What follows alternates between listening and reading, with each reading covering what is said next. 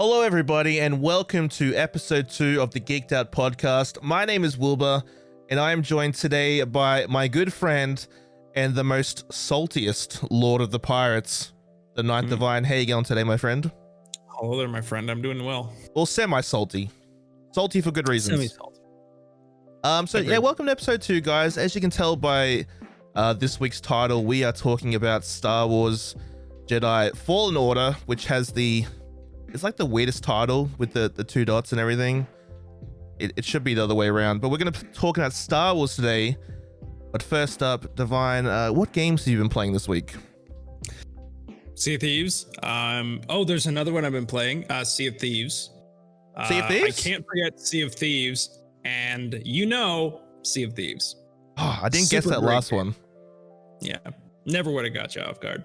I've also just been playing Sea of Thieves. I haven't really had that much time this week to jump into Call of Duty or anything like that, but playing Sea of Thieves with you and Chris, having some fun, stealing some loot. New update. Well, they told us about a new update coming out next year, but we're actually going to be talking about that later on today. Going to be doing another video all about Sea of Thieves and all that junk. So I don't really want to talk about it here because it'll start getting me upset and happy and sad and all those feelings. But I also want to ask you, Divine, and talk to you a little bit about the new episode of The Mandalorian. I don't think I'll be able to go a week without talking about The Mandalorian unless someone isn't actually watching it, but like you should be watching this show. It's the best show out at the moment. So Divine and I have both watched the episode last night, and oh boy, went for 34 minutes and I was like, this is gonna be pretty terrible. Probably one of the best episodes so far out of both seasons. How do you feel about this episode? I would agree and say it's probably one of the best episodes we've seen so far. I'm a little pissed off that it was only 34 minutes. I thought that was kind of like, the way I see it is, because like some of the other episodes have been like mid-length, but this one only being 34 minutes, I was like, all right, we have 2 episodes left in the season. They're going to do probably maybe like a 40-minute episode. And then there's going to be like, hopefully like a banger, maybe like an hour, maybe an hour and a half finale. That'd be sick. Yeah. But no, I watched, so there's a guy on YouTube who does basically watch parties with every episode. So he starts his live stream on YouTube, and then he kind of waits for people to be ready to watch it, and then they start at the same time. So whatever his reaction is, to the current timestamp is exactly what you're watching. And I pulled that up first. I think he was already like into his like in-depth explanation and stuff. But I pulled up his video, and then I was watching the episode, and at the same time he was crying happy tears, I was like sobbing happy tears. It was a fucking incredible episode. Like, I don't want to spoil what actually happens in that episode. I'm pretty sure you, me, and Chris will do another roundtable discussion about The Mandalorian once it's all done. I think that'll be pretty fun. Yeah. But I know exactly what moment you're talking about. I was extremely upset, and I screamed out like, no! And then Stacy came in and she's like, what's going on? I'm like in the next room. She's like, you all right? I think we're probably thinking of 2 different scenes then. I think you're thinking of the very end. Okay, yeah. I'm close to the end and then very end. Yes, very end. I was like, oh no. I don't have anything in my immediate vicinity is the best way to describe what I'm talking about. Let's put it this way. This is a ship. Yep. Yeah, happy tears. Immediately happy tears. Perfect description. Well, because I wasn't really sure exactly what I was like hearing, and I was like, okay, is it well, should we just go into like potential spoilers, or okay, if you haven't seen The Mandalorian yet, we'll give you 2 minutes. That's fair. The part where Grogu is sitting on the Seeing Stone and Mando is kind of listening, and then you just hear something, you're like, okay, fuck, what is that? Is it the Empire already? Because that's immediately what I thought. I thought that as soon as we saw the title of the episode, which was super obvious. And they did us dirty because they showed us like a little bit of joy in the very beginning with the little like the knob in the cockpit, and then gave us the title of the episode and was like, fuck you. No. So I kind of figured what happened at the end was going to happen, but seeing Slave One for the first time in 40 some odd years before we were born, yes, was fucking amazing. And hearing it too, not just seeing it, but hearing it. It was all beaten up and a little bit wrecked, and it looked like it's 40 years old for sure. Yeah. How does that thing even fly? I've never been able to understand, because it goes like vertical and then it lands sort of on its back horizontally. I'm like, I don't understand it, but that's just space things. I don't remember if. Okay, so never mind. So I almost thought for a second that Jango Fett's ship was different than Boba Fett's ship, but it's just the same one. Just like basically colorized different, essentially. But yeah, Slave One. Oh my god, it's not even that part that got me the most giddy. It's probably the part where he beats the shit out of stormtroopers. Oh, so good. And then goes to the Razor Crest, grabs his armor, and then just fucking dunks on people in his armor again, dude. Who directed this episode? Was it Robert Rodriguez?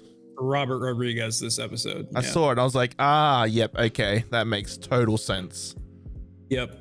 It was brutal. Amazing. And I was going to ask you, by the way, guys, Divine is my resident and should be everyone's resident Star Wars dude. True. What is the point of Stormtrooper armor? Because I'm struggling to see how it protects you from anything other than maybe a cold. I have no fucking idea. Because she's shooting. I honestly forgot her name. She's like half robot now. Anyway, she's like shooting them, and like she's hitting like their shoulder, maybe their arm in a few spots, and they go down like straight away, like they're dead. They're dead. I'm like, is there really a point to this armor? Like, I'm sure it's just all for aesthetics and everything, but it's gone to a point where I'm like, maybe they should just take it off. Maybe that'd be a little bit better. Maybe they'd be able to aim a little bit better, because the aim fucking sucks. Yeah, their aim sucks first off, but the armor has never really done very much, and it's pretty obvious. Like literally in every Star Wars movie, if you're hit by a blast wearing Stormtrooper armor, you're probably fucked. Even if you just think about getting hit by a blast. Yeah. From what I found, it's basically, so it says that the most obvious function was to protect against just armor and weapons fire. The armor was protection against weapons fire and battlefield hazards, but it doesn't fucking do anything. I mean, Boba Fett beat the shit out of stormtroopers with a gaffy stick, which is like club and spear on either end, and he just fucked them up. So it does two things. It can be, it can keep you a little warm for one, and then it's supposed to disperse the energy of a blaster bolt that lessens the injury. So maybe it just knocks you out and doesn't necessarily kill you. Yeah, maybe they get stunned. But it's ass. And the half cyborg chick now, which I wish we'd see more interesting information about how that happened. That's Fennec Shand. Yep. Is she new to the universe? I believe so. Something that was pointed out in the Star Wars Theory video that was kind of interesting to me was the fact that when she wears her, like, I guess her hood, so to speak, where it only shows her eyes, you see the same thing that Zam wears. Zam is the assassin in Attack of the Clones. She's sent by Jango Fett to go after Padme Amidala. Oh, yep, at the start of the movie. Yeah. Kind of like the same outfit. She's not a changeling as far as we're aware. She's just, it seems like she's probably just human. But so cool, man. Like I don't want to keep going about the Mando. I could go on all day, but it's just such a such a cool series, and it's made Star Wars really cool again, and it's actually made Boba Fett cool again. Well, I mean, Boba Fett's always been cool, but to me, and I know Chris agrees with me, I never really understood why he was so cool. Like, you know, you watch the original trilogy and you're like, yeah, he sort of stands there, he's pretty menacing, and then he sort of dies in quotes. And I mean, with the prequel series, you see Django, you know, he's pretty cool as well. And I never really understood why he was so popular, but I'm glad, like, now we have the Mando series. For me personally, I'm like, damn, Boba Fett is fucking badass. Yeah, well, the other thing they did is because Boba Fett, I mean, I guess to go into a real quick spoiler again, Boba Fett said that Jango Fett was a foundling, or basically they put that into the story. So they canonized Jango Fett fighting in like the Mandalorian Civil War and stuff. I did notice that. That was pretty cool. Which is fucking cool. I don't think we're gonna get like the actual story in terms of Boba Fett surviving the Sarlacc pit, because that's already been described in like either it was a novel or a comic book, either one. But dude, just seeing Slave One and then Boba Fett in his armor that definitely does not fit him anymore. His gut. Sick. Yeah. Like I'm no one to talk about guts, but I saw it in his like chest armor. I was like, oh boy, you need to lay off the cakes, mate. There's a scene where he like turns to the side. It's like a side shot, and you just see like the left part of the chest plate just sticking up like off of his body. I mean, like, I'm okay with that. I don't mind it, but I like the look, like the combination of basically the armor on top, and then he still had like the Tusken Raider robes. Yeah, it looked really cool. And he had knee rockets.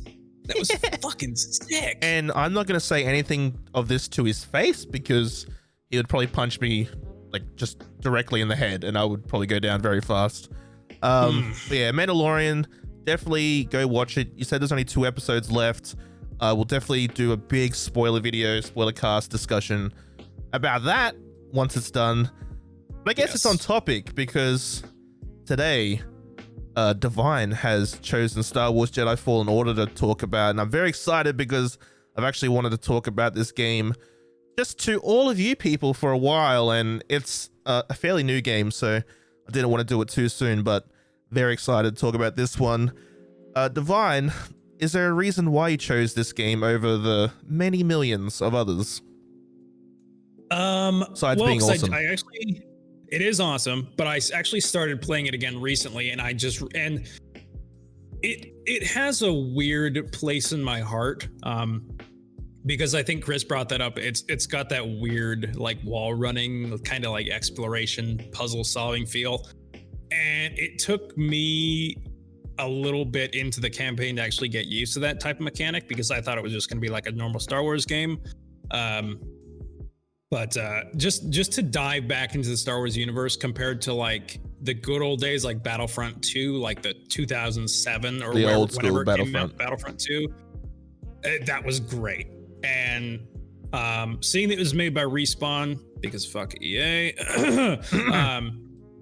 seeing it was made by Respawn gave me a lot of hope for that too. And like seeing the early trailers and the footage and stuff, and yeah, I was just excited to get back into the Star Wars universe, because I've always been a Star Wars nerd, because I have a fucking lightsaber right there. So is that how you become a Star Wars nerd? You have to own a lightsaber? You have to own a lightsaber, yeah. That's where I've gone wrong. Star Wars galactic law, yep.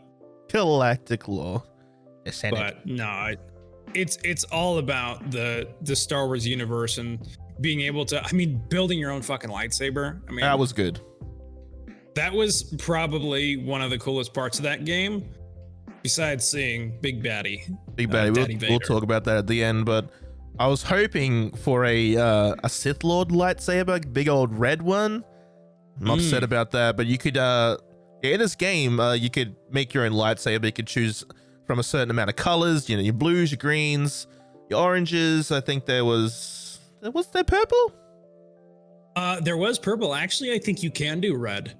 Because one of the content updates they released actually lets you go with like a Sith, like an Inquisitor Red, I think. Oh I'm my pretty sure. god. Yeah, I saw that the last time I launched game the other week and started up a new campaign. Well, looks like we're jumping back into Star Wars, guys. Yep.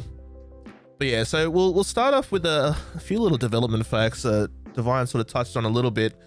The Star Wars Jedi Fallen Order is a third-person action-adventure game that was released on PC, PS4, and Xbox One on November 15th, 2019, 1 month before The Rise of Skywalker was released. And then on Stadia on November 24th, 2020, lol, because you play Stadia anyway. It was developed by Respawn Entertainment, the people behind Titanfall, Apex Legends, and published by Electronic Farts.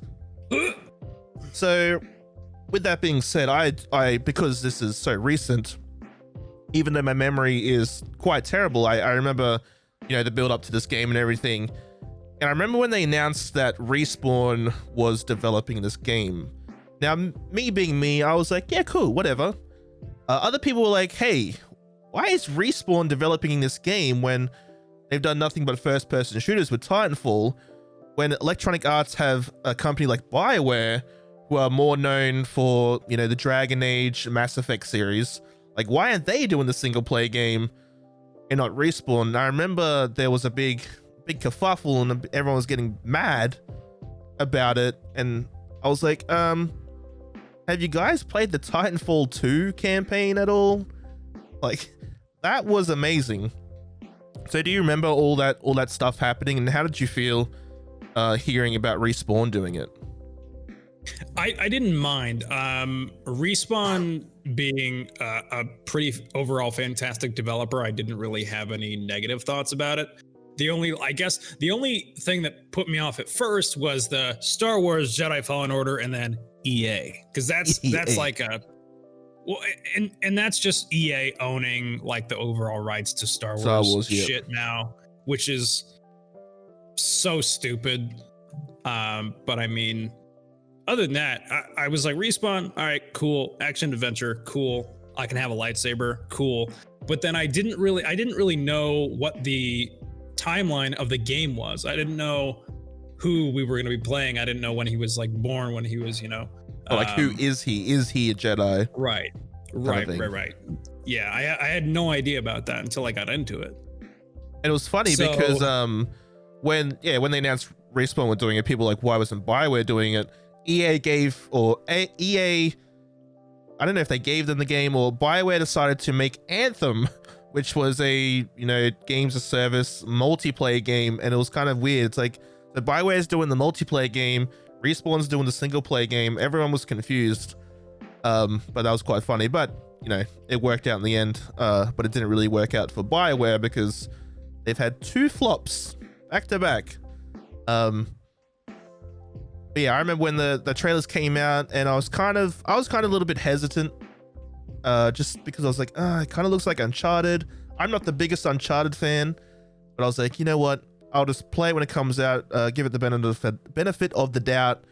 And it turned out to be one of my top 5 games of 2019. I think it was possibly my number 2, only behind something else, which was my number 1. I think I have it somewhere.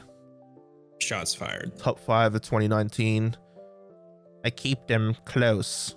Oh no, either way, I didn't. Pretty good. I didn't keep them close. Oh yeah, I got him here. Hold everyone. Oh no, it was number 3. Sorry, pathetic. Only 3. It was Control, then Link's Awakening, then Star Wars, Luigi's Mansion. Oh, Control was number 1. Untitled Goose Game. Number 5. Control, friggin' amazing. Someone talk about that with me. Where am I? So yeah, it came out. It was all good. Development. Even though Fallen Order was made public in 2016 and officially announced at E3 2018, it actually started being developed in 2014, not too long after finishing up Titanfall. Oh. Which is quite a while. So that's what, like, maths, 5 years. So 5-year development. Not too long, but not too short. Following his exit from Sony Santa Monica, Australian, sorry, I apologize, who are well known for the God of War series. Stig Asmussen joined Respawn Entertainment in 2014 as the studio's game director, leading the studio's second development team. Throughout the God of War series, Asmussen worked as a lead environment artist, art director, and was game director of God of War 3 after Cory Barlog's departure. I guess he came back. I didn't really know any of that. To make Fallen Order into the sprawling, action-driven experience that was envisioned, Asmussen slowly built a team of some of the industry's top veterans. It was a steady progression, and as the game grew and grew, so did the development team. The team was composed of people who worked on God of War, Batman, Bioshock, Metal Gear, and Uncharted, which, you list all those games, it kind of makes sense. Like, as we said, it's got pretty strong Uncharted vibes just with the traversal and everything like that. Fallen Order was created with Unreal Engine 4, and the team drew inspiration from games such as The Legend of Zelda, Wind Waker, and the Dark Souls series. Which, a big thing when they started talking about the combat, everyone's like, oh, it's just gonna be like Dark Souls, which it's like, the Pepsi Light of Dark Souls, right? Like, it's not hard. Unless you play on the super hard mode. Did you ever play on the super hard mode? I thought about it actually when I started up the campaign the other day. I kind of looked through, because obviously it gives you which basically what the enemies are going to behave like, the aggression level, how hard it's going to be to block against attacks. And I was going through each one. I was like, maybe I'm just gonna go Jedi Knight for this one. Let's just go normal, which I usually go normal. Yeah. Unless I'm like, maybe I'll just do easy, because I personally generally play games mostly for story, especially games like this. So I'll either go normal. If normal's too hard, I'll go easy. I ain't bloody ashamed, kids. Do what you want. Well, do what makes you happy. Not gonna put on your resume that you finished Star Wars on hard mode. That's your weirdo. Oh, they might. I don't know. Do what you want, kids. Well, so the reason I wanted to actually play it again, because I saw somebody else streaming it, and they were streaming it for the first time and playing it for the first time. Nice. And they decided to put on the hardest difficulty, and fuck that. Is it really hard? Nope. Like one-shot kills? It looked terrible in terms of I think he was fighting the second sister, right in the very beginning of the story, and he was just not able to parry against the attacks at all. Oh, no. He was fighting, what the hell's his name? He was fighting the guy on Dathomir with the two lightsabers that you have to go against, and he was getting dunked on. Absolutely dunked on. We'll talk about that guy later. Yeah, well, Dathomir. Oh, can't wait to talk about that. I generally don't play things on hard. I have limited time to play video games, so I want to enjoy that time. But playing Sea of Thieves lately, it feels like it's always on hard mode. True. Fact check, true. Asmussen, I hope I'm saying your name right, dude. If I'm not, please email me. I'll send you a present. Has said that the main goal was to create a deep combat system while incorporating aspects of Metroidvania map design, which is pretty prevalent. It's pretty cool. So you're traversing through the levels, and they're quite linear. It's not open world or anything. And there's areas where you can't really get to yet until you find a specific Jedi power or go through a specific story beat. So it gives it a Metroidvania vibe, but it's not overly too hard or anything like that. Fun fact: lightsaber combat does not feature dismemberment of human enemies, as this was attributed to guidelines imposed by Disney/Lucasfilm. So, screw you, Disney. Really? I want to behead some dudes.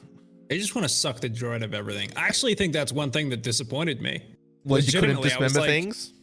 Yeah, I mean, it's a fucking lightsaber. It was the one thing I noticed too. Mate, I'm killing. They're just stormtroopers. They have no souls. Well, plus their stormtrooper armor does not fucking help against lightsabers. Obviously. But obviously, because the combat in that game is fucking incredible. But if I'm gonna do a combo move on a dude, I'm gonna bend him over, flip around on his back, and stab my lightsaber through his chest. Hey-o. Then obviously, you see you see all that. But the thing that bothered me was the fact that you could literally cut some dude in half and his body would just stay intact. You just see like the scorch mark across his armor. Like, no, isn't that how a lightsaber works, man? This is real life, you idiots. Yeah, that was one thing I noticed too. I was like, like I understand why, you know, it's a Disney property. I see you, Disney, with your money, but just give us one thing, man. Just give us some blood. Give us some violence. Mando's given us a little bit of violence. You don't really see blood in Star Wars, do you? No, you really don't, now that I think about it. Like, I understand with lightsabers where they would, like, you know, cauterize the wound and stuff like that, but when you got Mando beating dudes with a big fucking stick and smashing their heads in, where's the blood, bro? Unless that's what the Stormtrooper armor does. It contains all the blood. It contains the blood. Leave.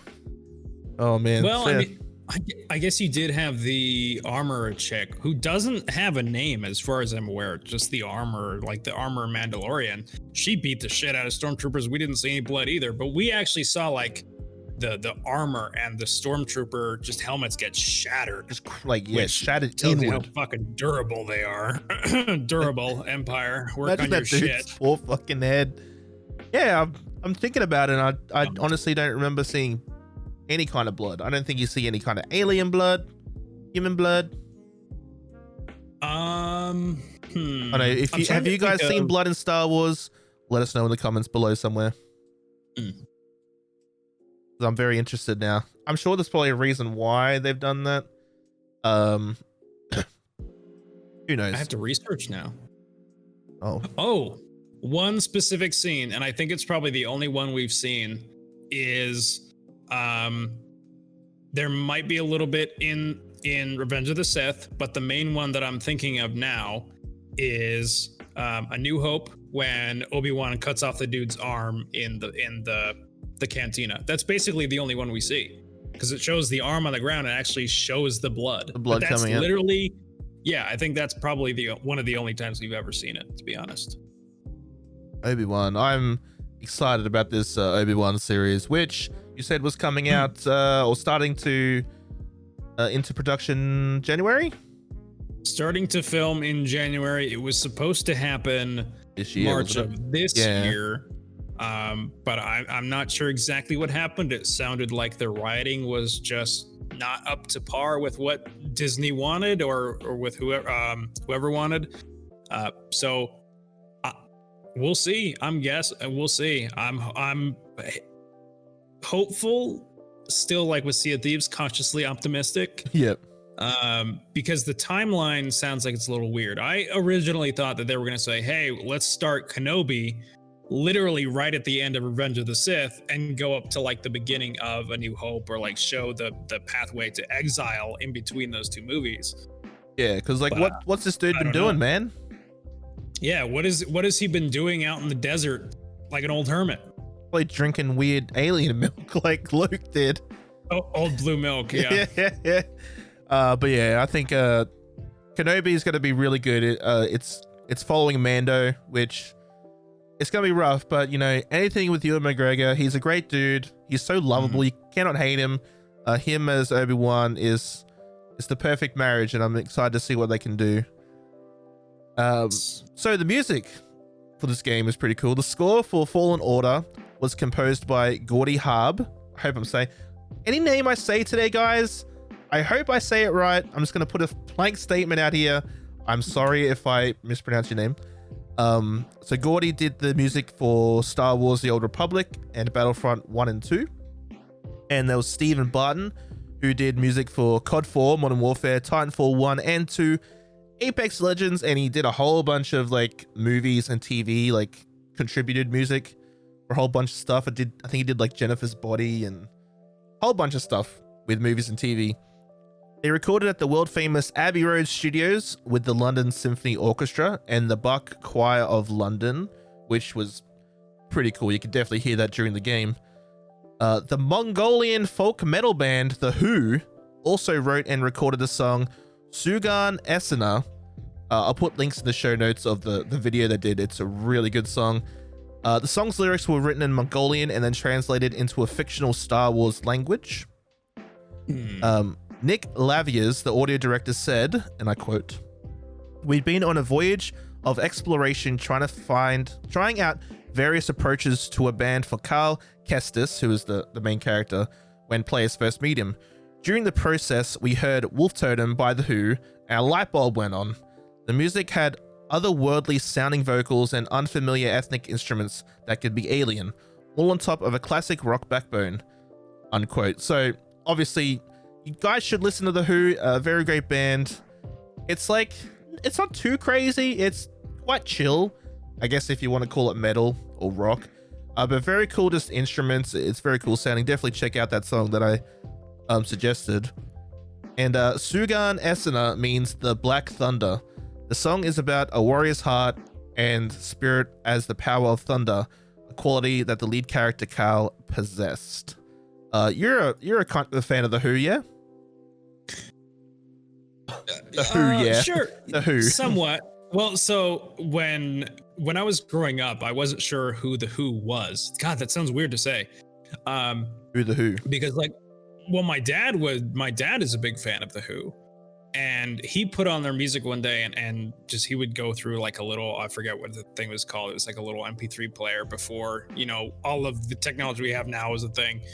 And he just went through it and he played the song and I was like listening to it and I can't remember exactly which one it was. I was like, "What music do you have on right now?" He's like, "Oh, this is The Who." I'm like, "The Who?" He's like, "Yeah, The Who." I'm like, "The fuck are you? What? Who? What are you saying?" But no, they're good. We actually studied them a bit in a history of rock and roll class in high school.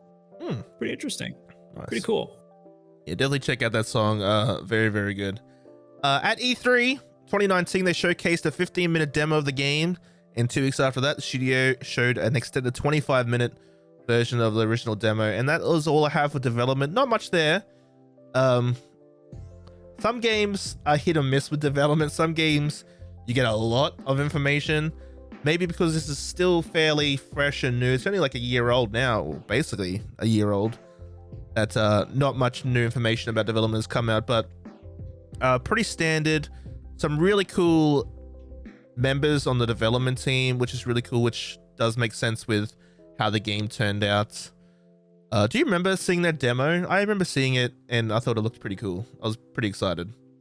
Yes, the demo was on Kashyyyk, I think, and it actually showed Saw Gerrera from Rogue One. But yeah, I saw that and I was pretty interested in the combat. The graphics in general look pretty good. The wall running, again, it did throw me off at first, like the Uncharted type traversing of the actual landscape. But I mean, when he whipped out the lightsaber, that had me. You whip out your lightsaber, you have me. Whip out the lightsaber, you have me. Done. There's not much. I'm all yours. There's a little bit of wall running, but it's not like a thing where it's like, oh, I need to do this. And I mean, there are some moments in this game where just insane action set pieces with a bit of wall running, but we'll get to some of those a bit later. But yeah, I think the wall running was done pretty well, and it was pretty easy to do. I remember playing, I think it might have been Titanfall 1. I remember playing Titanfall 1 for the first time, and that was probably the first time I've ever played wall running. That might have been the first time there was actually ever wall running in a video game. Someone correct me if I'm wrong, but I'm pretty sure I'm not. That felt weird to do. It didn't feel very natural, like the actual mechanic of it. It didn't feel right. And I think with Titanfall 2 and games like Black Ops 3, I know different developers, but Black Ops 3, and now this game, what's another game I was doing wall running in? I can't remember. It feels like it's gotten pretty good now, where it's just very clean. It's a very clean mechanic now, and I really enjoy it more than what I did with Titanfall 1. So the reception of the game by me and Divine and I loved it. Fallen Order received great reviews from all the big publications with 8s and 9s. It's currently sitting on an 81 for the PC Xbox version and a 79 for the PS4 version on the Metacritic. It's been nominated and won a whole bunch of awards, with a nomination for Best Action Adventure Game at this year's Game Awards, so this game, I've already forgotten when this game came out. November 15th. And with the Game Awards hosted by Jeff Keighley, there's like a cutoff date for the year that games can be nominated for Game of the Year. And because this game was so good, everyone's like, why isn't this game nominated? But it didn't make the cutoff for people to, reviewers and stuff to put in their votes for Game of the Year nominations. So everyone's like, well, hopefully it'll get nominated for Game of the Year for this year, but it didn't because there's so many other good games and more fresh games. But I'm kind of glad it got at least a nomination for Best Action Adventure Game.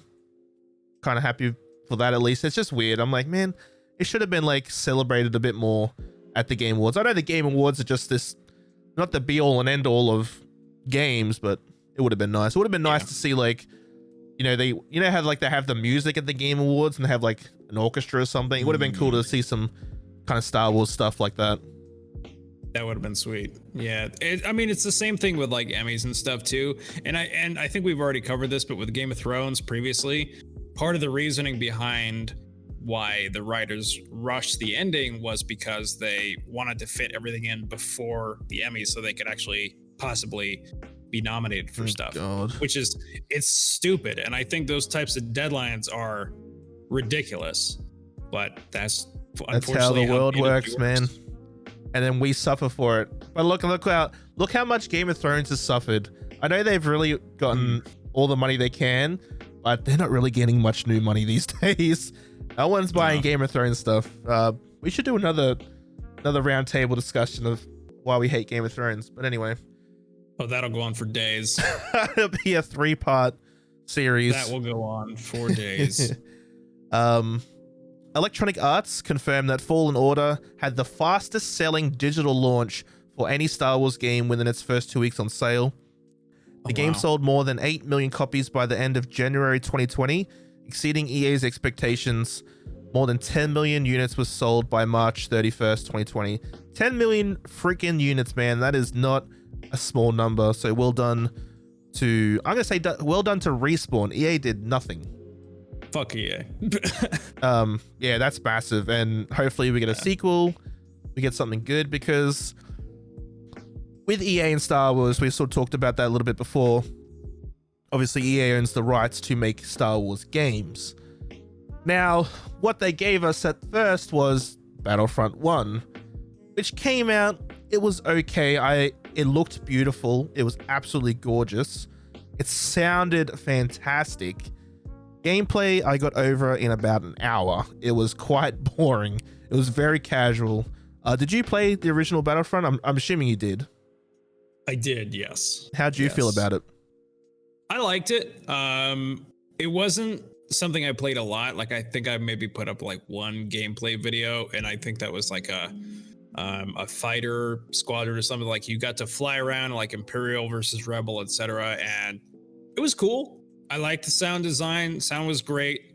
It's just not something I played very much, because it seemed like at some point, like, you'd always see the memes where like it would show like Darth Vader as like an unlockable character or something, and then it would show like the dude from Courage the Cowardly Dog and say, "That's it, I'm getting me wallet," because it seemed like it was all going pay to win. Yeah. It was okay. I wasn't a fan of some of the general combat on the ground, because I feel like anytime I was either Rebel or Imperial, I just get fucked by the other side, and then that guy would get a power up, and then he'd be either Luke or Vader and just continue to fuck me. And the shooting wasn't that great either. No, like, it was just like pew pew third person shooting. There wasn't really much skill to it. But it was okay. And then Battlefront 2 came out, and oh boy, that went full EA. That was like that game definitely caused a big stir and a big discussion of how all games are made now, with loot boxes and very like predatory practices. So Battlefront 2 definitely affected the gaming industry as we know it, because before then, loot boxes and stuff like that, they were getting more and more. And like, I don't mind them. People can like use whatever money they want. It's their money, but it's so predatory. It's especially the kids. Like, mobile gaming is much worse. But Battlefront 2 came out, and it was pretty much the same the same game almost. You had new characters, new maps, and a really crappy loot box system, which was pay to win, because you got these power-ups and these like stuff to make you stronger in the game via payable loot boxes, and they absolutely got shit on. Ridiculous. Did you play Battlefront 2? I did not play Battlefront 2. No, as soon as I saw it, I was like, okay, Battlefront 2, whatever. I think it's probably going to be similar to the first one. And then they were like, loot boxes. And I was like, fuck you. Nope. Nope, not doing that. So they did do a couple things after, obviously a lot of kickback. They did remove loot box purchases. Yeah, they changed a lot. And I think they overhauled like the progression system in general. But no, I mean, even now, it's too late. I still wouldn't get it again. Yeah, same for Squadrons, I think. Yeah, from what I'm hearing from people who have played it, still playing it, Battlefront 2 is pretty good now. It's just not my kind of game. I think that it's the actual playing of the game I'm not a fan of. The dogfighting in space was cool, and then they made Squadrons, but I'm like, I don't really want to do that. I don't really want to pay, $40, $50, $60 just to do that. Yeah, I'm not a big fan of it. That's just me. I'm sure people out there that love it. But Battlefront 1, Battlefront 2, the first little steps into EA's Star Wars thing didn't go well. So I think with Fallen Order, everyone was a little bit cautious. Even when they're like, oh, Respawn's doing it, everyone's like, but it's EA. They're gonna do something, and I'm glad they didn't do anything. They stayed out of it. They left their little grubby hands out of anything. There was no microtransactions, nothing they could make money on that I can remember. I don't think there was, no. It was clean. There was an additional content, but it was all cosmetics as far as I can remember. Thank God. Yeah. And that's how you should do it. Yeah, like I will pay money for cosmetics, aka Sea of Thieves, you bastards. They got so much of my money, but I love them so much. So much of it. Yeah, great game. We're gonna talk a little bit about the story. I have like a abridged version of the story, but I might even like abridge it a little bit more. Abridge the abridge. So, okay. Fallen Order is based 5 years after Revenge of the Sith, during the Great Jedi Purge and the Galactic Republic's conversion into the Galactic Empire. There's so many cool words. I love the word galactic. Former Jedi Padawan Carl Kestis, is it Kestis? Who was played by Cameron Monaghan, who, bravo him, did a fantastic job. Loved his character, loved his look and everything. I think he did very well. Actually, sorry, spoilers, but also you actually don't know that he's a Jedi right now. He's sort of just like working. He's hiding on the planet Bracca, where he's working as a scrapper, salvaging ships from the Clone Wars and hiding his Force ability. I'm just going to call it, he's a Jedi. He's hiding his Force abilities. Jedi, yeah. The planet Bracca, that's a pretty cool planet from what I remember. It's kind of, well, the area they showed was they were just working on ships. So it was very like slummy, it was dirty, it was grimy. I was like, oh man, this looks nice. This looks real nice. Looks very nice. After Carl, it's a junkyard planet. Is it? Is it actually a junkyard planet? It's actually it's just generally a junkyard, and that's exactly why they would dump all of the shit there, because the Scrapper Guild would just tear apart ships. It was basically the only use for it. Yeah. Poor Bracca. Imagine being born there. You're like, fuck, man. Why was I born here? I got a question for you. I got a Star Wars question. Does Earth exist in Star Wars? Earth does not exist in Star Wars, as far as I'm aware. Oh, god damn it, we suck. Yeah. Maybe season 3 of Mando comes to Earth. There you go. And he murders everyone from EA. Oh, wouldn't that be like? Oh, or he goes to work for Disney as like an accountant. Wouldn't that be weird? Oh, that'd be terrible. So Carl is recorded by an Imperial probe droid while using the Force to save his friend Prof. Is it Prof or Prof? I think it's Prof. He says Prof. in the videos. Yeah, Prof. And this bit's really cool. It's the first time you use your Force abilities. He's like falling. You're like, no. And he's like, he's a pretty cool dude. You want to save him.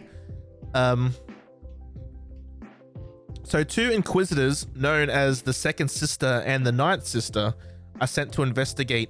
After the Second Sister kills Prof for speaking up against the Empire, Cal makes his escape, briefly engaging in a duel with the Second Sister before he's rescued by former Jedi Knight Sia Junda and her partner pilot Grease in their ship, the Stinger Mantis. Now, this first battle is a battle you're not meant to win. And I was like, why is this so hard? You're not meant to win. Yep. It's just like a story beat. But the Second Sister, the Ninth Sister, how did you feel about them? They're pretty badass. I like them a lot, actually. I didn't know too much about Sith Inquisitors, and obviously I'm going through, I think I'm on season 2 of the Clone Wars right now, so I'm hoping I can see more of that. I was hoping for more general backstory in terms of who the Inquisitors were, but I've been researching it on my own for my own information, just so I can know more, because there's a lot of stuff that they're trying to introduce to canon that some people just don't know about. I know nothing. But no, I liked both of them. I wasn't a huge fan of the Ninth Sister, mostly because she kicked my ass. But no, they were pretty sweet. They were definitely cool bosses for sure. Yeah, I did enjoy their combat for sure. And then the Prof death. I didn't really expect that. It was kind of took me by surprise. I was like, oh, come on, man. Really? I was like, man. Yeah. Hopefully comes back as a Force ghost or something. Well, I don't think you can't. No, I mean, that'd be kind of cool. But as far as where like anybody who doesn't have, I'll say, a connection to the Force doesn't come back as a Force ghost. I have the connection. Unfortunately. I'm going to come back as a Force ghost and haunt you. Fair enough. Deal. I'm like, hey, what's up? What if You're I'm like, also nothing. a Force ghost? Can Force ghosts haunt other Force ghosts? I'll become a more Force ghost. I'll die as a Force ghost. Wow, my head hurts. My head hurts You're too. rescued by Sia and her pilot partner Grease. Sia Junda, former Jedi Knight. Grease, one of my favorite characters. I think I told you he reminds me of a Star Wars Danny DeVito. Oh, 100%. He is so lovable. It's like he was born in New York for some reason. Like I could just see him waddling through New York, just like getting up everyone in a little ship. So Sia takes Cal to the planet Bogano in the hopes he can access an ancient vault. En route to the vault, Cal befriends a small droid named BD-1, who is absolutely adorable. Probably the best droid we've ever had in Star Wars. How did you feel about BD-1?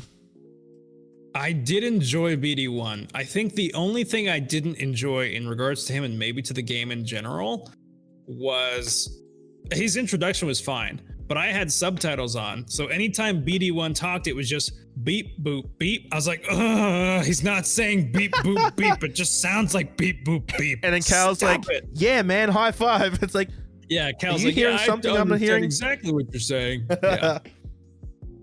That's the only thing that got me a little upset with it. No, BD-1 was cool. I wish he had more of a function besides like just giving Cal stims, basically. Yeah. Like, I'm in a fight, give me some drugs. Here you go, pal. Other than that, he was cool. He was a super cool droid, and he was very useful for shit. Like, he would hack terminals to either get like a bridge to come down, he would get you across zip lines. All that stuff was really cool, and it made droids actually have more of a use to them than just pointless. I mean, like C-3PO, for example. I mean, yes, he knows all these languages, but he can't help you get across the zip line. He's there for comedic genius, mate. Yes, that's his primary function. Comedic genius, to be hilarious. Yeah, droids are always really cool, but it's always bugged me that everyone in the Star Wars universe can understand them, but I'm just sitting here going, what? He just beeped at you and you're like, yeah, man, we'll definitely do that. Like, what are you saying? You're gonna go for burgers? It's the same thing with Chewbacca. Oh, yeah, I totally understand that. Yeah. He's like, ah, and Han's like, yeah, bro, I agree. Like, what? Idiots. Where the hell was I? So BD1 shows him a message from former Jedi Master Eno Cordova, revealing that the vault was built by an ancient civilization called the Zepho, and the Jedi holocron containing the list of Force-sensitive children has been hidden inside the Cordavo. There are a lot of words there that are very hard to pronounce. So basically, I'll shorten this whole thing. Cal's mission is to find this Jedi holocron before the Empire does. So if the Empire gets a hold of this list, they could go after all these children, either kill them, capture them, enslave them, whatever. So Cal's like, I'm going to be the one to find this list so I can protect them. Because obviously being based after, you know, episode 3, it's all gone to shit for the good guy. Yeah, pretty cool. I was like, yes, this is a cool story. Very cool mission progression. So Sam believes the list could help rebuild the Jedi Order, but the only way to access the vault is by following I can't even say his name. Cordova's path. Cordova. Too Australian. Let's just skip a little bit ahead, you know, because there's so much to do. I want to talk to you about some of the planets. Now, we went to the Wookiee planet for a little bit. That was really cool. How'd you feel about the Wookiees, like, character design in the game? It looked a bit weird.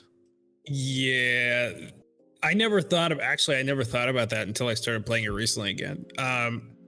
They looked like they had literally no texture whatsoever. It was like a weird jumper. That's something that bothered me a little bit. Yeah, it looked like they were just wearing a jumper. They didn't look so, like in the Solo movie, for example. I kind of was put off by the fact that the Wookiee that was portrayed and that was supposed to be Chewbacca was just kind of like a dude in a giant suit. But in the game, they look like they have no texture, and the fur doesn't look like actual fur. It just looks like they're super smooth, and they just have, you know, like there was no texturizing done in the game design whatsoever. So that triggered me a tad bit. They kind of look like teddy bears, like you get for little children. Like, oh, he looks like teddy cuddly. bears that would rip your arms off. Yeah. They could try. So on Kashyyyk, this is where Cal encounters Saw Gerrera, who you said was from Rogue One, which is actually a really good movie. You should definitely watch it. I really enjoyed it. What's another planet we can talk about? We can talk about Dathomir, which happens a little bit later on in the game, and there's a few people on this planet where they're really cool. But this was like, I mean, all the planets up to now were really cool, but as soon as we got to this place, I was like, man, this place looks freaking awesome.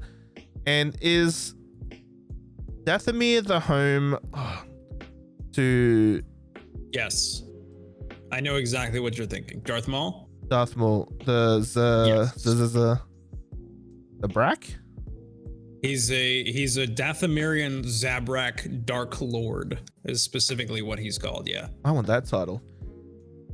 It's pretty sweet. You fight a few dudes that look like, you know, who obviously are the same race as Darth Maul, and the planet just looked absolutely freaking gorgeous, and it was just a good change from like all the forests and green that we've been seeing this whole game. I thought it was really cool. We also, I think this is the moment where we meet Night Sister Merrin, who is kind of a bitch. She blames the Jedi for the massacre of her people during the Clone Wars. So I can see why she would not be too happy about meeting you. But at the end of the day, she joins you and helps you, which is really cool.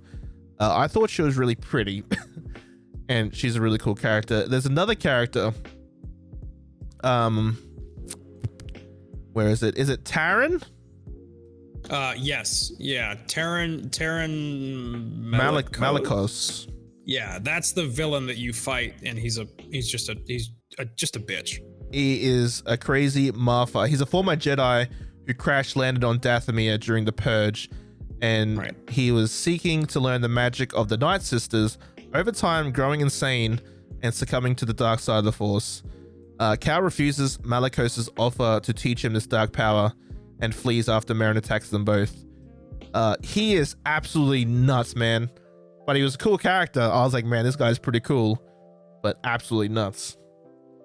Yeah, he was a cool character. I hated his attacks, and watching him fight the other guy who I was watching play the game on the hardest difficulty. Oh, yeah. There was no parrying his attacks whatsoever. And obviously, if they're like highlighted red, and that's what I liked about the combat, if they're highlighted red and they're attacking you in your current position, you can't defend against that attack, or you can't avoid that attack.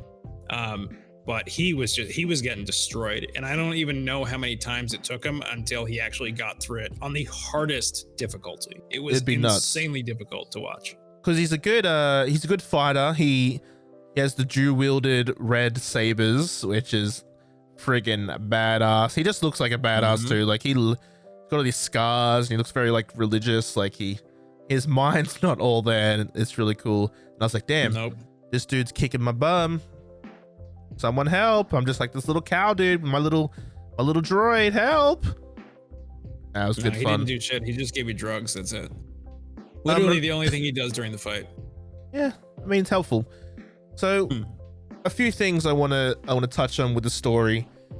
Well, first I want to ask you, how did you feel about the story up until then? Like, were you like really invested in the story, or were you more just playing for the gameplay?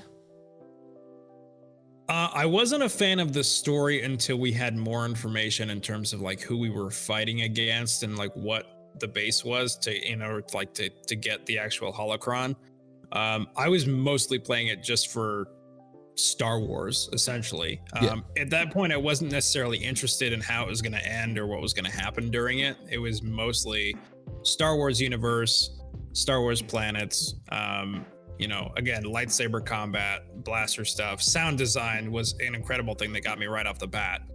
But no, at that point, I was just playing it for the game. Although I do like the way the story ended, and I think that's something that we might be able to go into more Mandalorian information about. I'm not sure yet, but it's a theory. Definitely a theory.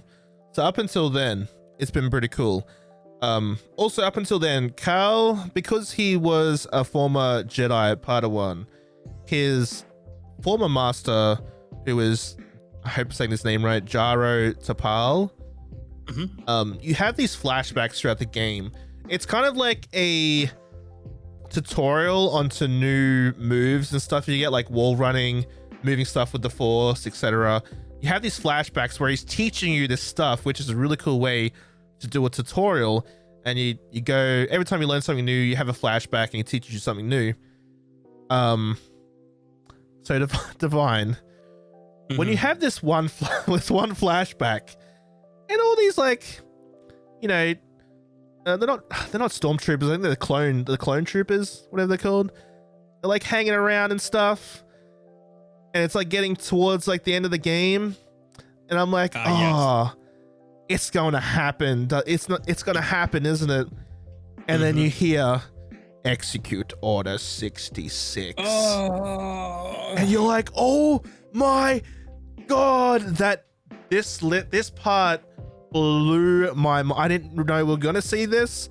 It blew my mind. And then like you're escaping out of the base, and Jaro's trying to help you escape, and unfortunately he sacrifices himself to protect you, and he dies.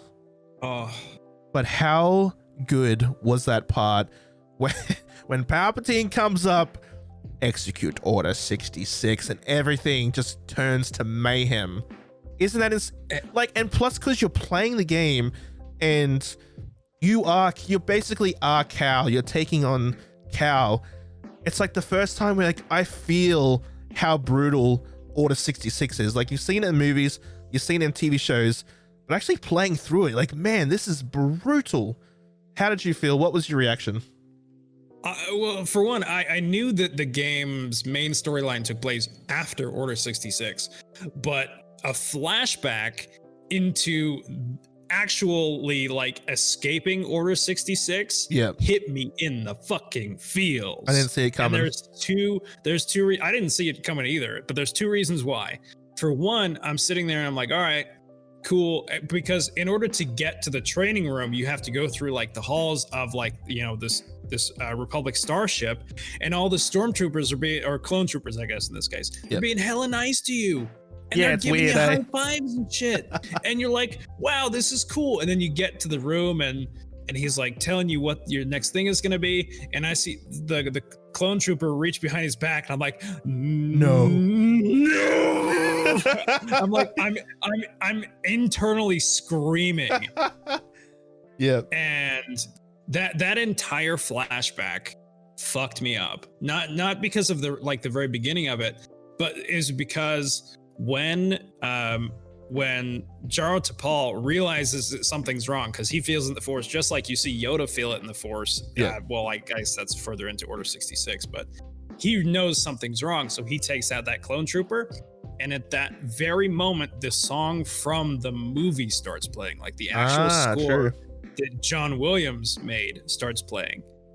And that entire time you're going through the ship, I believe is a track called Anakin's Betrayal. And it hits you in the feels. It is a masterpiece of a song. It's great. And for them to put that in the game, it fucked me up, dude. It fucked me up. I'm fucking feeling it right now. Yeah, I'm getting goosebumps. And it's cool thing about the Star Wars universe, and you know, the movies, the TV shows, the games, and how it's all connected.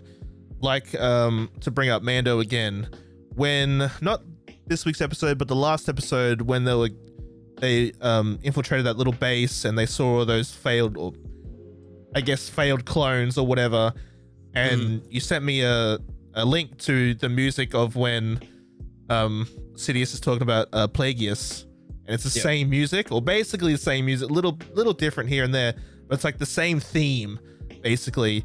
And then you have you know, the same theme from episode 3 into this game. It's just cool because there's not many TV shows or movies where it's gone on for so long that, you know, characters have their own theme music.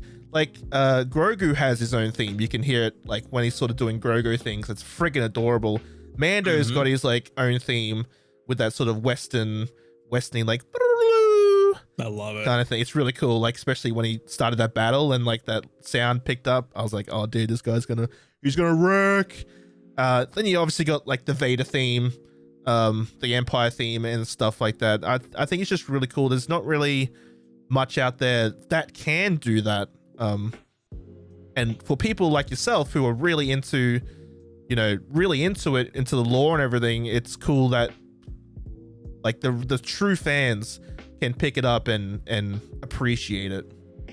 Right. And that's something I pick out of like breakdown videos. So every single time like a new Mandalorian episode comes out, I immediately look for the breakdown video the next day, because maybe there's something that I missed, and maybe there's, like in this case, maybe some Clone Wars references that I don't understand yet because I'm not at that point in the story. But like, for example, let's go back to last week's Mandalorian episode where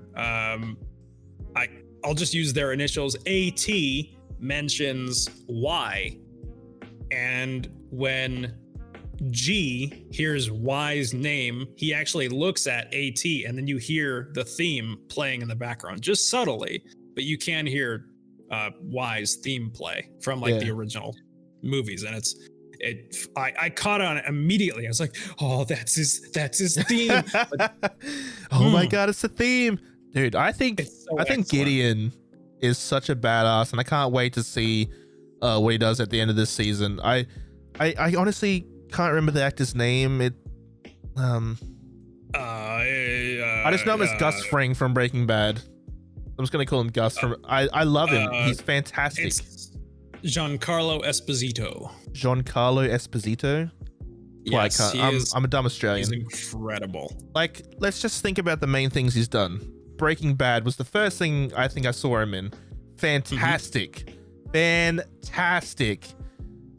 Now he's in Star Wars. Fantastic.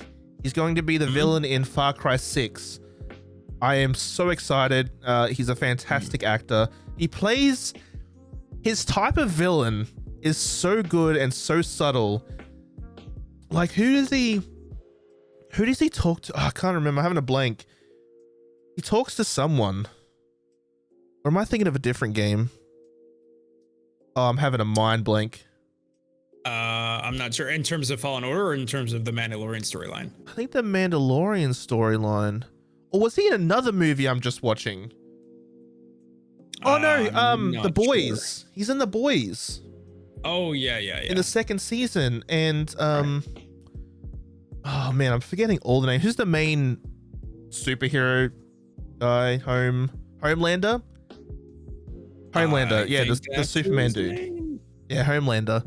So this one scene, Homelander comes up to him, and Gus Fring, he is playing like a high up executive. You know, he's making the big shots and he's making the things, and Homelander comes in because Homelander's, spoilers, basically has just gone full nuts and he's trying to take over everything.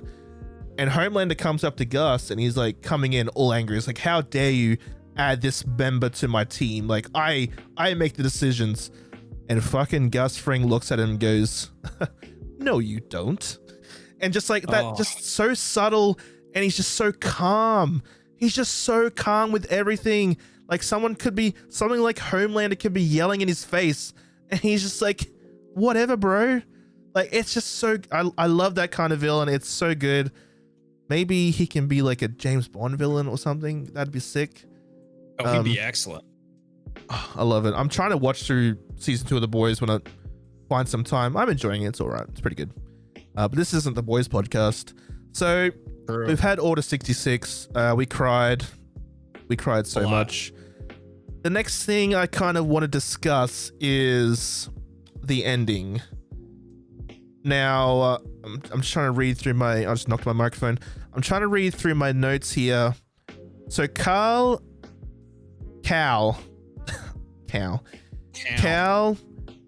is, who does he fight? He fights Trilla. Was Trilla the second sister? I believe Trilla was the second sister, and Trilla was also the previous apprentice to Seer. Seer, right? Yeah, and that's why she's like, don't trust Seer, she'll betray you, because I think Seer didn't. So Trilla got, from what I'm remembering, I should have written this down. I'm so good at this podcasting thing. So Trilla got captured by the Empire and was getting tortured for information. I think Seer they both got captured, didn't they? And then Seer escaped but didn't come back and save her. Now Trilla like sort of hates her for it. Yep, I believe that's what it was. That's like, don't trust her, she'll betray you. Interrogation, and Seer was able to leave. Yeah. And I think she promised Trilla that she was going to go back, and that's where their whole divisive type of story arc came in, where they can't essentially, or Trilla does not want to trust Seer anymore at that point. Yeah, which is definitely fair enough. I'd be like, mate, I do not trust you. You said you would come back for me, and you didn't anchor turn. You didn't come back for me. I don't know what you're talking about. Should we discuss the mega keg situation?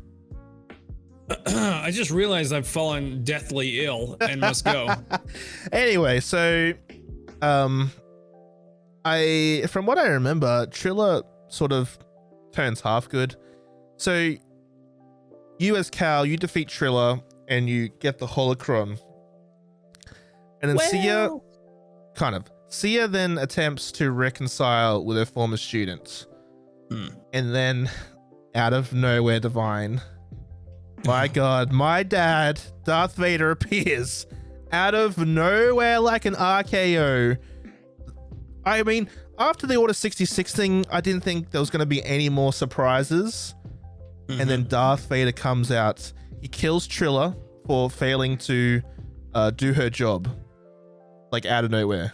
What did you make of this, Divine? This was cool. It was so good. It was so good. And I was suspect. I was very suspect of something about to happen in that scene, because I realized, I was like, all right, Trilla seems like she's maybe coming over to the light. Maybe she's forgiving Seer for, their past experiences, debates between Master and Padawan, etc.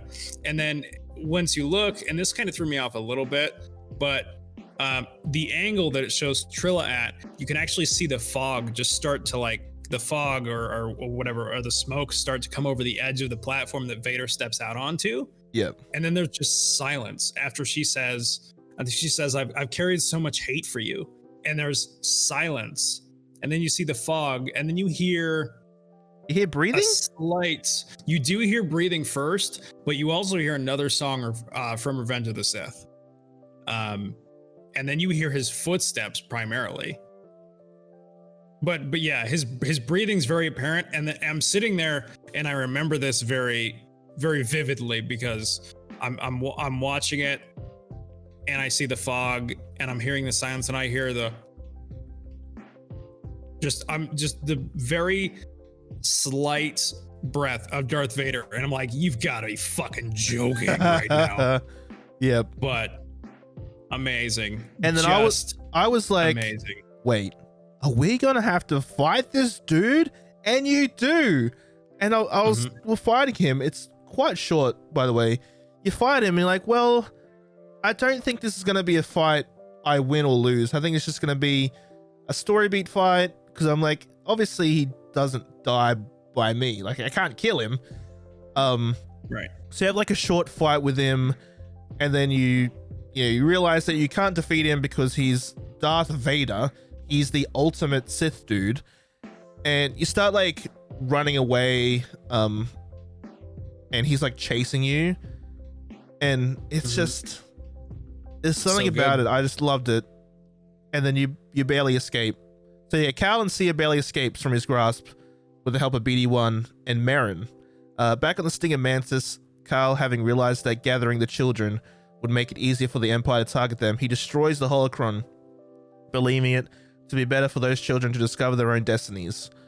And then it ends, and then Cal asks his crew where they should go next, which obvious nod to a potential sequel, or I don't know where they'll go from there, to be honest. And that whole time I was like, did we just fight Vader? I'm like confused. I'm like, why? How? What? Imagine being a Jedi and escaping Order 66, and then having to face the dude who basically started Order 66. You'd be like, oh, I hate you, but I can't feel hate because I'm a Jedi. Partially true. Yeah. I'd shit myself if I was Cal. What does that little kid say in episode 3? There are too many of them. What are we going to do? What are we going to do? Oh. Have you seen the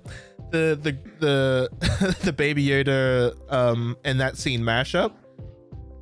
Oh God, there's a mashup between those two scenes. It's like it's just small, and it's kind of like they've gotten scenes of like Grogu sort of like sitting on a seat looking up, and then they got scenes of him like hiding in a pot. While that's happening, it's like this is how he escaped Anakin or something. Oh God. And oh man, Grogu is literally just too freaking adorable, man. Like this week when he's like, we can't land on there. We'll have to get there with the windows down.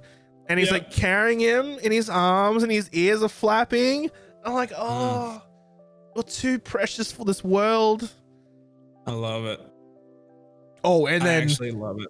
And then Grogu with his fucking force choking. Yep. With his little baby hands. He's fucking shit up, dude. I was like, I'm like, oh, is he gonna kill them? Unfortunately, they got away because he's a little baby.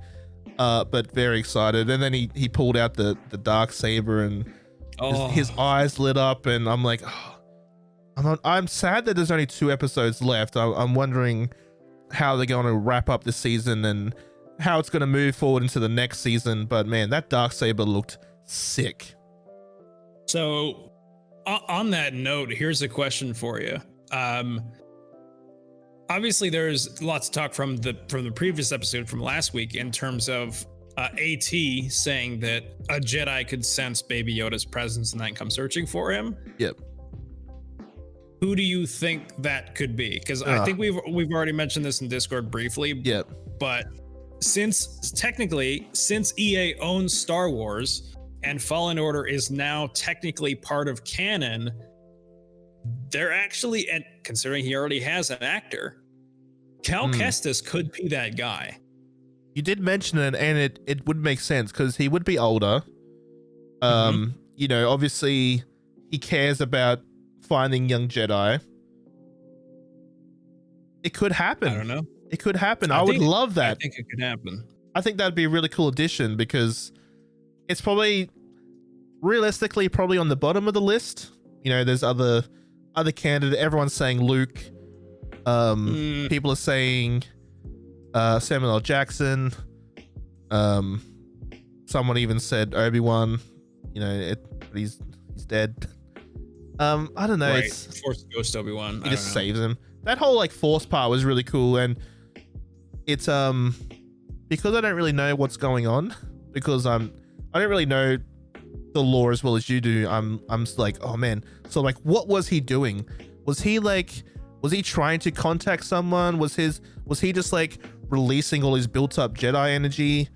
I'm not too sure. Essentially what he was doing, and there's a breakdown video that I can send over to you. He's basically meditating and communing through the Force. Okay. On the Seeing Stone, it's actually something you've seen in Jedi Fallen Order, like so around the top, and he has to activate it. So there's like no activation button or anything. He basically just has to reach out. Right. The scripture that's actually like around the top of it that kind of glows where it like starts that beam, that is not Sith language and it's not Jedi language. It's actually just general Force user language. I forgot exactly what it's called, but you actually see that in a lot of the older games, and you see it in Jedi Fallen Order as well on some of the walls and some of the temples. But from what I can get out of it, he was just meditating and he was commuting and possibly communicating with somebody through the Force. I don't know. In the breakdown video I watched, there's kind of a scene that shows the temple kind of at the top of the ridge, and it almost looks like there's somebody standing up there with him, but you can't really tell. It's very weird. I don't know if it's just, maybe it's a visual Easter egg that they decided to throw in there. I don't think it is. Maybe it's the jeans guy come back. Waiting. It's the dude with the watch. Guy, it's the he's crew member. Now. Yeah. I definitely do watch a breakdown video whenever they release them, because I just want to know more. Like I was, as I said, I don't know much, and it's cool to see all the little Easter eggs they put in. But yeah, such a good TV show. One last thing about this game I want to bring up. The really cool epic set pieces where you're just playing out this scene. There's a few scenes in particular. The one with the big giant bird. Do you remember that one? Was that on Kashyyyk? I honestly could not tell you. It was on a planet somewhere, and you're like in the trees. Yes. And like that big giant bird. That was on Kashyyyk. Yeah, I think that was on Kashyyyk by the Tree of Life, I think. That's like right before you build your double-bladed lightsaber, I think. Let's type in big giant bird in big Google. Giant bird. The Shio bird. Is that what it's called? Okay. Yeah, it's kind of like a big dinosaur-looking turkey. Man, it looks creepy as I'm looking at it now. It does. Yeah. Another one they had was that battle with the big giant bat in that cave area. You remember that one? I wish I knew names of things.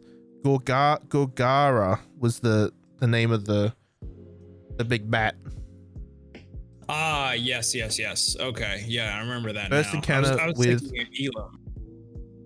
the first part will begin when you reach the Witch's Horn Cave on Dathomir. So it was in Dathomir. Right. Some of these creatures looked really cool, and then there was like one of them, where you're sliding down that big long sort of slidey part, like kind of like Tony Hawk's, and like the ships are attacking you and stuff, and you're sliding, you're wall running, that kind of stuff was really cool. I think that's very, well, I haven't really played them. I feel like that's very Uncharted-esque. Like they got all of that from Uncharted and stuff, and I really enjoyed that.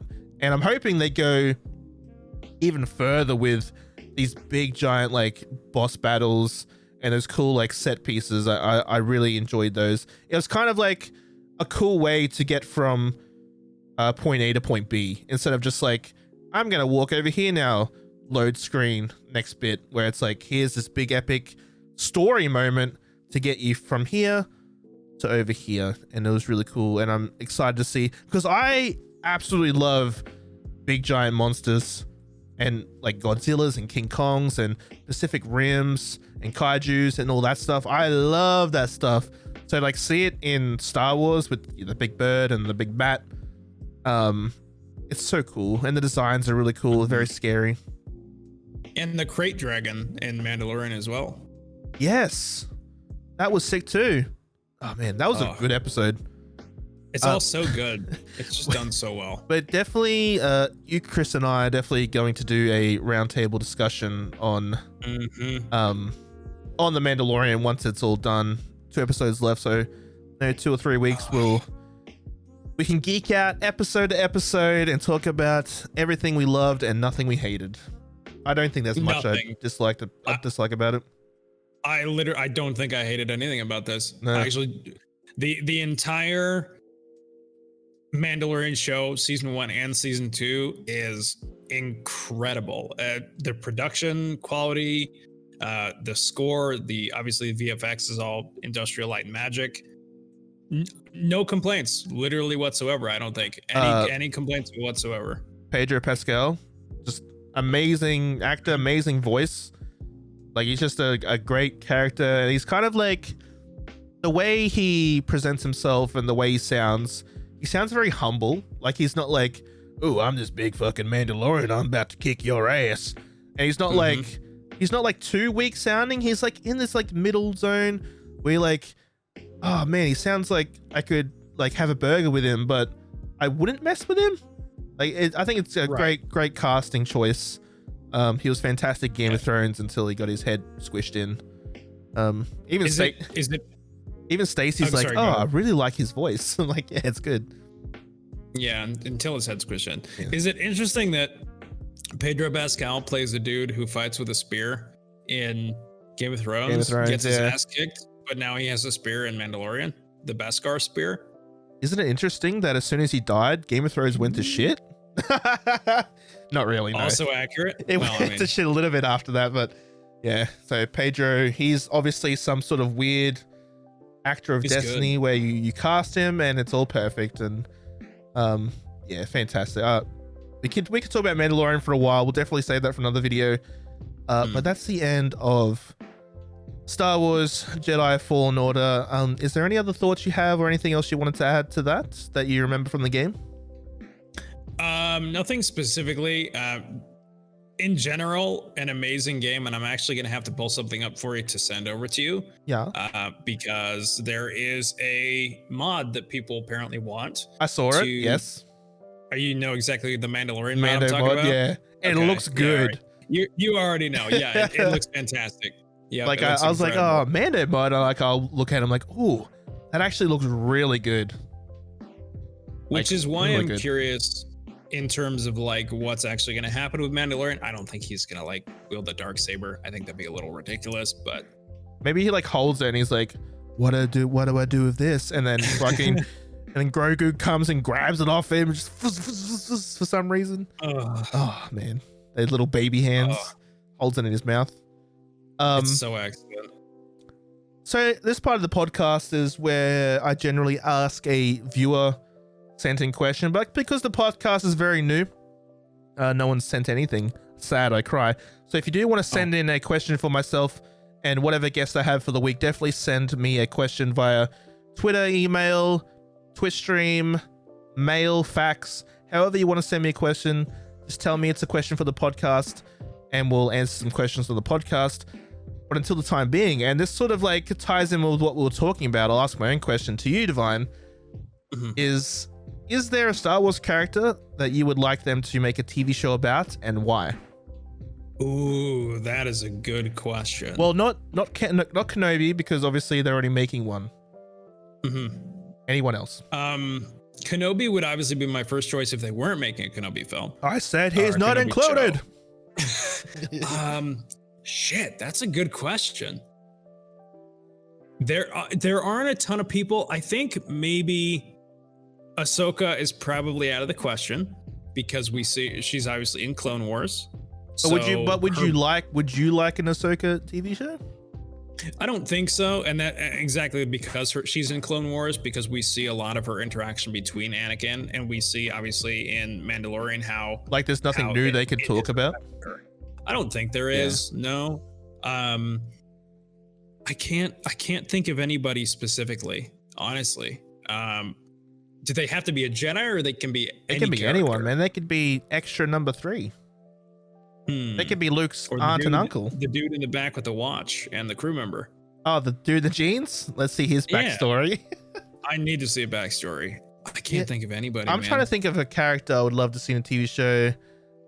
Obviously the main characters I love Darth Maul and stuff like that. I would love to see a TV show about maybe his upbringing, like sort of what he did before episode 1. I don't know if they've made anything about that. Obviously I'm not really into that stuff. So seeing how he became and came into the dark side, and how he came into Sidious's path, I think would be pretty cool. Maybe he was a good guy that kind of like Anakin, just was a bit led astray by a certain someone. I think that'd be pretty cool. Plus, I just love Darth Maul, man. He is just so cool. I'm glad he's back in the the TV shows and stuff like that. But yes, they did him dirty, man. He should have come back in movie form at least one more time. I would probably say, considering it seems, and we've covered this, that there is a rumor that it's going to happen, I would love a Boba Fett show. I would love a Boba Fett show. Would you okay, so what, which Boba Fett, like where in the timeline?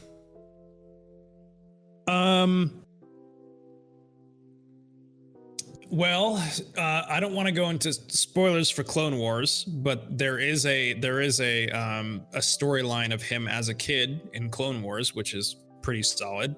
Yep. I would like to see him in somewhat of a time period between Attack of the Clones, when Mace Windu kills his father, up until the point until he escapes the Sarlacc pit, because that information is already, again, in a novel about how he escaped.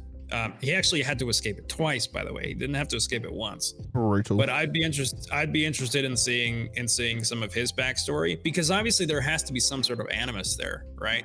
Yeah. There has to be an animus between Boba Fett sitting there on Geonosis and then seeing his father get decapitated or killed by Mace Windu. There's got to be. I mean, I don't know if it goes away after, like once he grows up to be an adult or what. But Boba Fett would be a good choice. I can't think of any other ones, to be honest, because I don't know who else is really still alive in the Star Wars universe. Like who's a great character who hasn't necessarily been killed off yet. So one thing I would love to see would be something pre episode 1, like a young Qui-Gon, a young Yoda, all the oldies, but young, and like how, and maybe some like cool adventures that they did, coming up through the ranks and stuff. And maybe Qui-Gon's a little bit too cocky, and he's not like the master that we know and love, or something like that. I think that'd be pretty cool. Also, I know a lot of people want like a young Yoda storyline to see like what he did growing up. I don't know how that would work though. If anything, I would say I don't want a specific character. Like for example, when you say pre-Phantom Menace, I would love to see like a general story of the Jedi up until Phantom Menace. That would be cool. Yeah, that'd be pretty cool. No specific character, no specific storyline, just how the Jedi are doing. If there's any balance to that point, because obviously they think the Sith are gone in Phantom Menace, so I kind of want to see where that goes, because they think the Sith are gone until the very end of Phantom Menace when Qui-Gon dies, or basically like during his funeral. So I want to know if there's more to that, in terms of the Jedi. Maybe a young Qui-Gon, now that I think about it, because he was a lot different than the other Jedi Masters. Yeah, he was a little bit like cool. They're a little bit uptight. He was cool. I think he was less uptight than the other ones, actually. I think he was more familiar with what needed to be done. There was another theory video I watched. I'll have to pull up sometime again, but I think he identifies with not just Jedi rules, but I think he also identifies with human emotions as well, in a weird couple ways. From just what I listened to in the details, he actually understands. Like, for example, some people think that if Qui-Gon had ended up training Anakin, that literally the entire Darth Vader story arc would not exist. I could see that, because of the way that Qui-Gon would have trained him. But I see that and I don't see it, because when I just think of Obi-Wan's general training, I didn't really think there was all that much there. Like, hey, don't fall in love with a fucking senator. I mean, that's just gonna be a general thing. I think, but I think Qui-Gon could have maybe trained him in a way for Anakin specifically, where maybe Obi-Wan is training him as a Jedi would train. You know what I mean? Like Obi-Wan's just got the manual, how to train a Jedi, do this, this, this, and this. Where Qui-Gon would be like, well, Anakin feels this way and he's like this, and he wasn't born here or anything. Maybe I have to train him and explain to him things in a different way where he would understand. Where I think Qui-Gon is kind of like that, because you go to the the Jedi Council in the movies and they're all very strict with the rules, and you can't do this, and you're not a Jedi Master, and blah blah. Qui-Gon's like, bruh, just chill. Well, I think he was trying to teach Obi-Wan that, but Obi-Wan, I feel like Obi-Wan was pretty set with like the rules and stuff. Like that's how I visioned it anyway. I could be wrong. I think he was. I think there's also kind of maybe like a little bit of a stigma as well, in terms of maybe Obi-Wan, obviously, because obviously in Jediism, well, Jediism is actually like a real life religion, no shit. But like in the Jedi Creed, you're not technically supposed to have attachments. But I think the way Qui-Gon Jinn saw it is that maybe it's okay to have attachments, because they actually made certain, the Jedi Council in general actually made specific exceptions for certain species. Like Ki-Adi-Mundi actually had 4 wives because his species, because I think his species was at like severe risk. So they actually allowed him to have wives and to procreate. So I think Qui-Gon was probably along the people who thought differently in terms of having affection or being attracted to somebody or having an attachment to somebody. In the same way that in the very beginning, when they're like, hey, I'm gonna train this kid, Yoda and Mace Windu are like, fuck, no, you're not. He's like, no, I'm gonna do it. He's like, Obi-Wan's fine, good. I'm gonna train this kid no matter what. Yeah. And ultimately, I guess because Obi-Wan says that he's ready to face the trials, it makes things different. But either way. Yeah, man. If you just let Anakin bang a little bit, maybe all this shit won't happen, Jedi Council. I mean, he does bang technically. Yeah, but in secret, and they keep telling him, no, you can't do it. And that's when they do bang in secret. That's when Palpatine comes in, like, I allow banging. Bang me, bang me, young Padawan. Oh, He didn't say that, kids. He didn't say that. So that's how he's alive in episode 9. That's how he keeps cloning himself. Oh god. So on that note, we're gonna end the podcast here. But Divine, thank you so much for hanging out with me and talking to me about Star Wars, teaching me a thing or two, teaching the world a thing or two. It's always good to geek out. We'll definitely have to have you back. But where can one find out all your stuff? Plug all your socials, please. I can be found at twitch.tv/the ninth divine, and there are links to my Twitter handle, which is at Tiberseptum. You can find me on Discord if you want as well, and I'm available for Star Wars questions pretty much 24/7. So hit me up. Except for Tuesdays. He has a weird thing about Tuesdays. Don't ask him on Tuesdays. I'll have his links in the show notes and descriptions wherever you're watching this. You can also find me on Twitter. I'm at wilbursprinkle. That's probably the best way to keep up with everything I'm doing. That's like main HQ right now. You can also find me at twitch.tv/wilbursprinkle, where I stream basically 4 or 3 times a week, mostly with Divine, Chris. We play a lot of Sea of Thieves, and planning on playing Cyberpunk, so please come and watch me so I'm not all the way. There's going to be so many people streaming Cyberpunk. Are you going to be playing Cyberpunk? Potentially. I haven't ordered it just yet, because I know that if I do decide to play it, obviously, like you said, we're gonna be buried. Yeah, I just know I'm gonna play it, so I might as well just stream, right? Hopefully someone comes to say hello. Yeah, fuck it, might as well. So yeah, I'm on Twitch, twitch.tv/wilbursprinkle. You can also find me over at youtube.com/wilbursprinkle, where this podcast will be available in video form, so you can see our pretty faces, and whoever I'm talking to is pretty face, like Divine's over there. Also be doing a few other videos, some roundtable discussions, so keep an eye on that. I would appreciate you go check that out. This podcast is available iTunes, Spotify, and all the major podcast players. If it's not on your preferred podcast player, 1, I don't know how you're actually listening to this, and 2, please let me know and I'll try and get onto that specific player. Give us some good reviews, 5 stars. It all helps out a lot. I don't know how to end podcasts yet, but thank you all for listening so far. I appreciate you all. Goodbye, and I'll see you next week. Bye, everyone. Bye.